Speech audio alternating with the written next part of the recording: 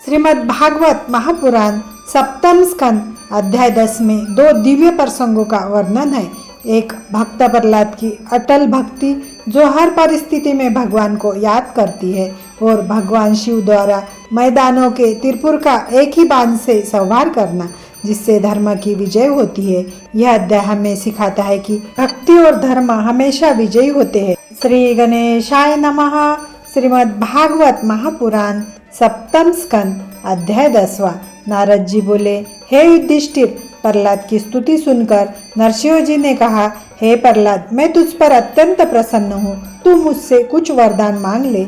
यह सुनकर प्रहलाद ने हाथ जोड़कर प्रार्थना की, हे त्रिभुवनपति, मैंने भूलोक तथा देवलोक दोनों स्थानों के संसारी सुख को देखा है, परंतु वह सुख सदैव स्थिर नहीं रहता, एक न एक दिन उसका विनाश अवश्य होता है। यदि आप कहे कि तू तो अज्ञानी बालक है, तूने वह सुख कहाँ देखा, तो मैं आपसे यह कहूँगा कि हे महाप्रभु, मेरा पिता हिरण्यकश्यपु तीनों लोकों में ऐसा प्रतापी राजा था कि जिस समय वह इंद्रादि देवताओं से हंसकर यह कहता कि तुमने ऐसा कार्य क्यों किया, उस समय वे भयभीत होकर भाग जाते थे। उसी हिरण्यकश्यपु को अब मैं मरा हुआ देख रहा हूँ। अंततः जब अपना शरीर ही स्थिर नहीं रहता तो अन्य संसारी वस्तुओं का क्या विश्वास किया जाए। जिस तरह माता पिता अपने अज्ञानी बालक को दीपक दिखाकर फुसलाते हैं, उसी प्रकार आप वरदान देने के लिए कहकर मुझे क्यों ललचा रहे हैं। संसार में तीनों लोकों के राज्य से अधिक श्रेष्ठ अन्य कोई वस्तु नहीं है, परंतु मुझे उसकी भी इच्छा नहीं है। मेरा यह शरीर सदैव स्थिर नहीं रहेगा। अंत में आपसे किसी वस्तु की भीख क्यों मांगू।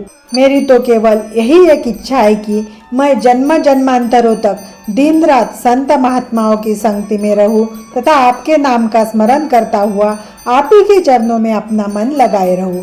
इसके अतिरिक्त मुझे और कोई इच्छा नहीं है। हे प्रभु, एक बात मैं यह भी चाहता हूँ कि जो लोग अपने अज्ञान के कारण स्त्री पुत्र धन आदि संसारी सुखों के माया रूपी अंधकूप में लटक रहे हैं, उन्हें आप ज्ञान रूपी रस्सी पकड़ाकर इस कुएं से बाहर निकाल दे तथा भवसागर से पार उतार दे, ताकि उन सब का भी कल्याण हो सके। यदि आप यह कहे कि जिसने जैसा शुभाशुभ कर्म किया है उसे वैसा फल भोगना ही पड़ेगा, सबकी मुक्ति नहीं हो सकती, तो आप उन्हें मेरे भजन पूजन का फल देकर कृतार्थ कर दे तथा उन्हें आप जो उचित दंड देना चाहते हो वह अकेले मुझे दे दे, मैं उसे सहर्ष स्वीकार करूंगा। हे महाप्रभु, मनुष्य अपने भाग्य अथवा अभाग्य से आपके ऊपर विश्वास न करके किसी वस्तु के पाने पर यह समझता है कि उसने उसे अपने पुरुषार्थ से प्राप्त किया है, परंतु यह जानने का प्रयत्न नहीं करता कि यह सब पदार्थ श्री नारायण जी की कृपा से ही उसका पालन पोषण करते हैं। यदि परिश्रम से ही सब वस्तुएं सुलभ हो सकती तो मनुष्य संसार के संपूर्ण धन, सुंदर स्त्री तथा सुख के सभी पदार्थों को अपने घर में ही ले आता। हे दीनानाथ, संसारी प्राणी दिन रात दुख रूपी समुद्र में पड़े रहकर सर्वप्रथम तो अपने पेट भरने की चिंता में व्याकुल रहते हैं, उनके हृदय को तृप्ति प्राप्त नहीं होती है। ऐसे मूर्ख प्राणियों को आप ज्ञान देकर भवसागर से पार उतार देने की कृपा करें। जब तक उन्हें आपकी कृपा प्राप्त नहीं होगी तब तक वे माया के बंधन से कभी नहीं छूट सकेंगे। यदि आप यह कहें कि तुझे इन सब की मुक्ति से क्या लाभ प्राप्त होगा, तो उस संबंध में मुझे यह कहना है कि दुख सागर में पड़े हुए उन लोगों पर यदि आप एक बार अपनी कृपा दृष्टि कर देंगे तो उनका भी कल्याण हो जाएगा। आपकी महिमा के सम्मुख यह बात कोई अशक्य भी नहीं है। बड़े लोग छोटों पर सदैव कृपा रखते आए हैं। जिस प्रकार कोई मनुष्य समुद्र में से एक कटोरा जल लेकर अपनी प्यास बुझा ले तो समुद्र सूख नहीं जाता, उसी प्रकार आपकी कृपा से संसारी प्राणियों का तो कल्याण हो जाएगा और आपकी कोई हानि भी नहीं होगी। हे युधिष्ठिर, प्रहलाद के ऐसे वचन सुनकर नरसिंह जी ने कहा, हे पुत्र, मैंने अपना क्रोध शांत कर लिया, अब तो अपने लिए जो चाहे वह वर मांग ले। अन्य लोगों की मुक्ति के लिए भी जो तू कह रहा है उस संबंध में तुझे यह समझ लेना चाहिए कि सभी लोगों को मुक्ति की चाह नहीं होती है, सभी प्राणी वैकुंठ नहीं जाना चाहते। यह सुनकर प्रहलाद ने उत्तर दिया, हे प्रभु, मुझे तो निष्काम भक्ति के अतिरिक्त अन्य किसी वस्तु की इच्छा नहीं है। संसार में जब कोई मनुष्य किसी के पास जाकर किसी वस्तु की मांग करता है, उस समय उसके मुख का तेज क्षीण हो जाता है। यदि आप कुछ देना ही चाहते हैं तो मुझे ये दीजिए कि मुझे किसी वस्तु की इच्छा न रहे। तृष्णा से धर्म तथा लज्जा नष्ट हो जाती है। जिन्हें लालच अथवा कामना नहीं होती, वे इंद्र तथा भिखारी को एक जैसा समझते हैं। जो मनुष्य श्री नारायण जी का तप एवं स्मरण करके उनसे कुछ मांगने की इच्छा रखे, उसे मजदूर के समान जानना चाहिए। मैं किसी वस्तु को मांगना नहीं चाहता हूँ, मैं तो आपकी इच्छा पर ही प्रसन्न हूँ। प्रहलाद के ऐसे वचन सुनकर नरसिंह जी ने प्रसन्न होकर कहा, हे पुत्र, तू मेरा महान भक्त है, इसलिए मैं यह चाहता हूँ कि तू अपने पिता के सिंहासन पर बैठकर 71 चतुर्युगी तक राज्य करो। यदि तेरा कोई दूसरा भाई सिंहासनारूढ़ होगा तो संसारी जीव यह कहेंगे कि नारायण जी का भक्त होने पर भी प्रहलाद को राज्य नहीं मिला। इसलिए इस संबंध में तुझे मेरी आज्ञा का पालन करना चाहिए। तो अपने मन में धैर्य धारण कर, मेरी कृपा से तुझे काम, क्रोध, मद, लोभ, मोह आदि विकार नहीं व्यापेंगे तथा मेरे चरणों में तेरी प्रीति निरंतर बनी रहेंगी।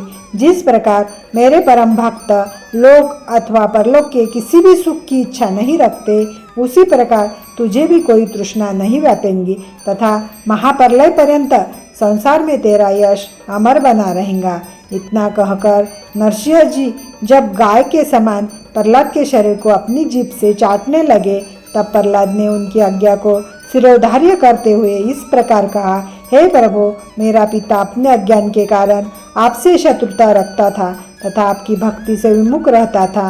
अंत उसने आपको अपने भाई का वैरी जानकर जो दुर्वचन कहे थे, उनके लिए आप मुझे उनका पुत्र समझकर कुछ बुरा मत मानिएगा। जो प्राणी श्री नारायण जी, वेद, शास्त्र, संत तथा महात्माओं की निंदा करता है, वह इस महापाप के कारण अत्यंत दुख उठाता है।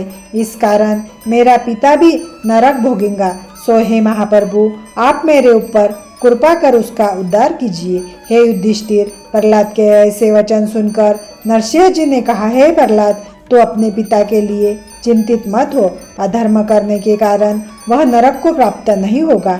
जिस वंश में तेरे जैसे हरिभक्त का जन्म हुआ है, उस वंश के प्राणी यमदूतों को स्वप्न में भी नहीं देखेंगे। मैंने तेरे 21 पुस्तों को नरक से निकालकर स्वर्ग में भेज दिया है, फिर तेरे पिता नरक का दुख क्यों भोगेंगे। हे प्रहलाद, मेरे साधारण भक्तों के 7 पुस्तों को नरक से निकालकर स्वर्ग में निवास कराते हैं।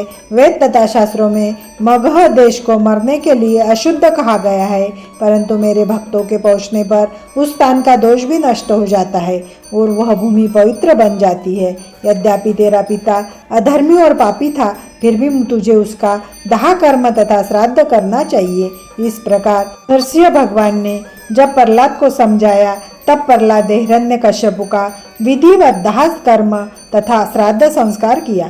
तब नरसिंह जी ने प्रहलाद को राज सिंहासन पर बैठाकर अपने हाथ से अभिषेक किया। उस समय संपूर्ण दैत्य तथा देवताओं ने वहां उपस्थित होकर प्रहलाद को यथायोग्य दंडवत प्रणाम तथा आशीर्वाद द्वारा सम्मानित किया। तदनंतर ब्रह्मादिक देवताओं ने नरसिंह भगवान को दंडवत प्रणाम किया। फिर ब्रह्मा जी ने नरसिंह जी की स्तुति करते हुए इस प्रकार कहा, हे प्रभु, अधर्मी हिरण्यकश्यप को मारकर आपने संसार का बड़ा उपकार किया है। आपने मेरा वरदान भी असत्य होने नहीं दिया। यह देखकर मैं और भी गदगद हो गया हूँ। नरसिंह जी ने उत्तर दिया, हे ब्रह्मा, अब भविष्य में किसी दैत्य को तुम ऐसा वरदान मत देना, क्योंकि सर्प को विशेष नहीं माना जाता। इतना कहकर श्री नरसिंह जी वहां से अंतर्धान हो गए। उस समय प्रहलाद ने ब्रह्मा आदि देवता तथा अपने पुरोहित शुक्राचार्य का पूजन कर सभी को सम्मान सहित विदा किया। फिर स्वयं 8 प्रहर श्रीहरि के चरणों का ध्यान धरता हुआ धर्म एवं नीतिपूर्वक प्रजा का पालन करने लगा। उसके राज्य में देवता, ऋषि, गो, ब्राह्मण, साधु, संत आदि सभी आनंदपूर्वक रहकर श्री नारायण जी का स्मरण एवं तप करते थे। किसी भी जीव को किसी प्रकार का दुख नहीं था। इतनी कथा सुनाकर नारद जी ने कहा, हे युधिष्ठिर, तुमने हिरण्यकश्यपु तथा प्रहलाद में परस्पर विरोध होने का जो कारण मुझसे पूछा था, वह मैंने तुम्हें कह सुनाया।